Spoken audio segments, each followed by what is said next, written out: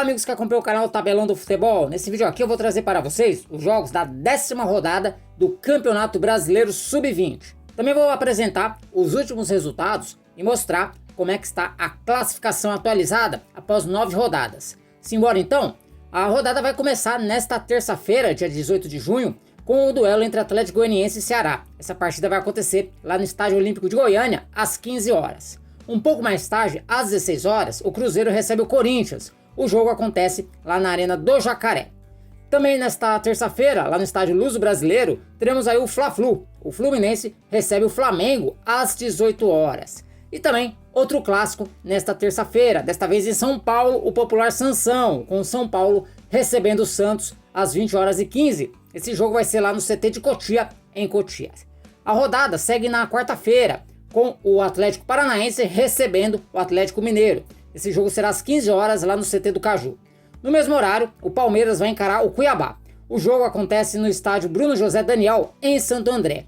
Em mais uma partida marcada para as 15 horas desta quarta-feira, o América Mineiro vai jogar contra o Goiás. A partida vai acontecer lá no Sesc Venda Nova.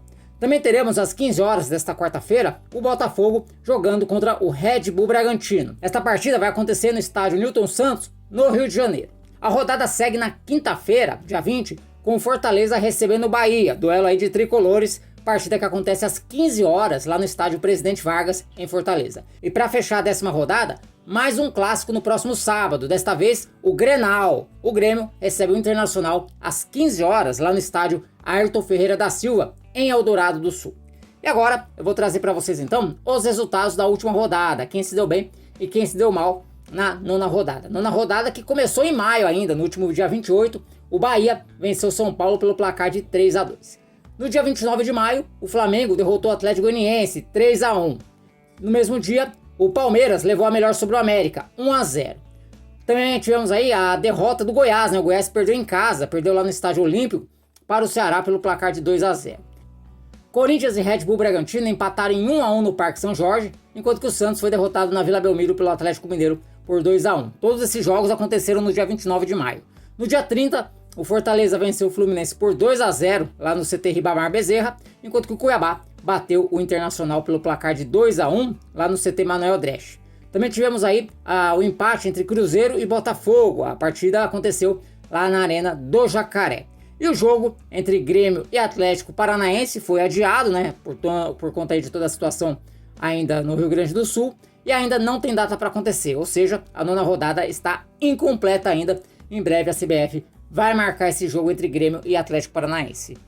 Com esses resultados, o Palmeiras lidera aí disparado, 24 pontos em 9 jogos, são 8 vitórias e um empate. O Santos, mesmo aí com a derrota, segue na segunda colocação com 16 pontos em 9 jogos. O Flamengo é o terceiro colocado, 16 pontos, só que o Flamengo tem 8 jogos, tem um jogo a menos. O Ceará é o quarto colocado com 16 pontos em 9 jogos. O Bahia também tem 16 pontos em 9 jogos, só que saldo de gols inferior. O Grêmio, apesar de ter 3 jogos a menos, aparece na sexta colocação com 15 pontos. O Atlético Paranaense é o sétimo colocado também com 15 pontos e 8 jogos. E fechando a zona de classificação, aparece o Cuiabá com 15 pontos em 9 jogos. O Cruzeiro é o nono colocado, 15 pontos em 9 jogos. O Fortaleza o décimo, 14 pontos, 9 jogos.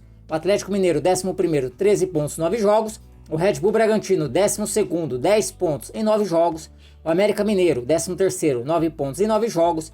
E aí na 14ª colocação aparece o Goiás, também com 9 pontos, porém 8 jogos. O Corinthians é o 15º colocado, com 8 pontos em 8 jogos. O Fluminense, 16º, 8 pontos, 9 jogos. O Botafogo, 17º, 7 pontos em 8 jogos. O Atlético Goianiense tem 6 pontos em 9 jogos. E aí, um pouco mais abaixo, aparece o Internacional, 1 ponto em 7 jogos. Né? O Internacional ainda não venceu, assim como o São Paulo, que aparece na última colocação com apenas 1 ponto em 9 jogos disputados. Aí, o tricolor tá difícil aí pensar em classificação.